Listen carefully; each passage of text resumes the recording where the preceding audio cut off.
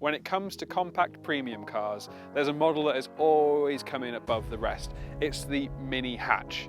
An icon once again since its rebirth in the early 2000s, it has gone on to become a real household name, and it's probably the case that you know someone who's got a Mini, and I certainly know someone who's got a Mini, and it's hard to drive down a road without seeing one nearly every other minute. Of course, there's going to be a brand new Mini arriving in 2024, and with it coming a whole new look and a range of new interior features. But what is this current generation Mini like to live with, and is it still worth considering? Well, today we're going to be driving it, we're going to see what it's like inside, and we're going to see the kind of tech that it's got on offer to see whether or not this Mini is still a car to be reckoned with.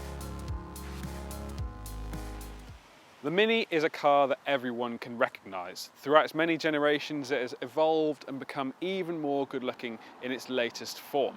This version, of course, is the John Cooper Works version, which brings with it more aggressive styling touches such as the large intakes at the front and, of course, the huge exhaust at the rear. But even in standard form, the Mini 3-door hatch is a great looking car, and of course in true Mini fashion it's been offered in loads of different specifications, colours and trims, so you'll always be able to find a Mini that's quite right for you. You get a great sense of quality from the interior of the Mini. Everything is very sturdy, everything feels really nicely finished and well put together. There are some elements that do let it down. This area around here is a little bit scratchy, and down there that just feels like an area that's going to rattle quite a lot, but it's all tied together with a look and feel that you'd kind of expect from Mini.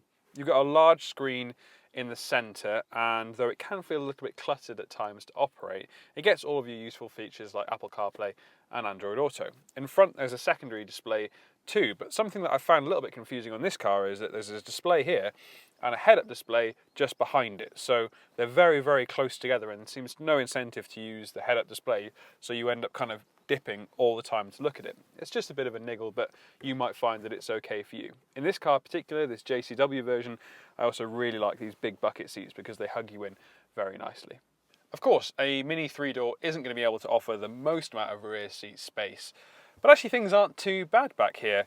I'm just under 6 foot and my knee room and leg room are pretty much acceptable. I think I could sit here for a shorter distance to a mid-length journey without getting uncomfortable. The seats themselves are nice and flat and they've got some decent amount of support, and I think the only real drawback on this JCW version is that these bucket seats are impeding on my space quite a lot, so if you had a normal version I think there'd be even more knee room than there is right now.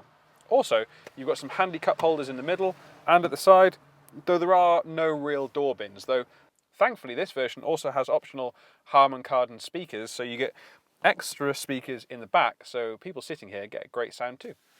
You have also got ISOFIX points in the back here on either of these chairs, but remember this is a 3-door and those forward seats don't slide forward all that much, so I think getting a child seat in here is actually going to be a bit of a pain. Now obviously being a Mini you can't expect a huge amount of boot space from this car, but there is still 211 litres of room in here, and it's nice and square and it's quite easy to access. Plus there's quite a usefully large underfloor section which gives you an opportunity to store things slightly out of sight or just keep those heavier items lower down. You can of course extend that area by lowering those back seats flat. Now Mini has always gone about its go-kart feel in its cars, and while the marketing spiel does sometimes make you feel a bit ill at times, you can kind of see what it's on about. Now through its modern incarnation, the Mini has always had that good connection between road and car.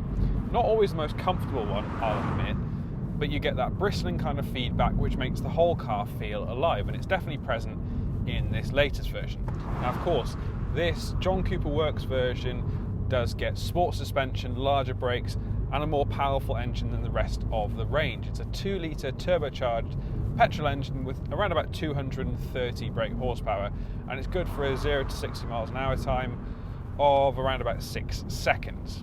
You only get an automatic gearbox in this car, and actually it still suits the character of the Mini quite well. You can shift with these paddles behind the steering wheel, and I'd like them to just be a little bit larger, though I find that to be a fault in quite a lot of new performance cars really. But when you're on it, you get a nice engine note coming through, and you get some really good connection between yourself and the road. The only thing I've found is that with so much power going through the front wheels alone, when it's wet, the Mini can scrabble about for traction, but that's actually something that adds a little bit of character to the car as a whole. On a more basic level, we've got a nice seating position. I feel nice and low in the car, and I can get the steering wheel up into my chest, which is just how I like it. The ride quality is pretty firm, and it is firm in the regular Mini too, but that's kind of what you'd expect from a slightly sporty model. You also feel quite hunkered down. As with all Minis, the windscreen is very slim, and the rear screen is quite slim too.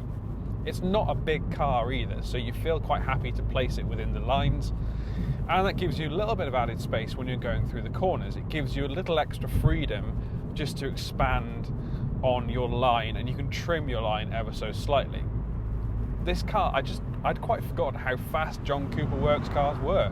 Even though the 0 to 60 miles an hour time might not be groundbreaking by modern standards, it feels more than quick enough for usual driving. And in fact, when you drop through the gears and you power out of corners, you're getting rewarded with quite a lot of low down torque. Despite the performance on offer, Mini says that you still could get around 40 mpg combined, so there aren't too many drawbacks with this car, really. You're getting a really nice and involving drive, it's not going to be too costly to fill it up, and you're getting bag loads of performance too. The Mini remains an absolute icon of motoring, and though you could argue that there are more practical options out there, it's hard to find ones that are going to be quite as desirable. This 3-door hatch version is a car that is in full swing and as finessed as possible, and of course, though there is a new one on the way very shortly, this final edition of this latest generation of Mini shows just what a premium car is meant to feel like, but on a smaller scale.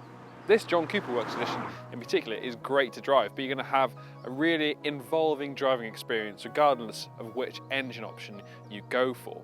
If you want a desirable, well-made and really exciting to drive compact car, then the Mini remains the one to beat. Thank you for watching this motors.co.uk new car review on the Mini 3-door hatch. Now if you have enjoyed this video, leave us a like below and let us know in the comment section whether or not you think the Mini is still the car to beat in this segment.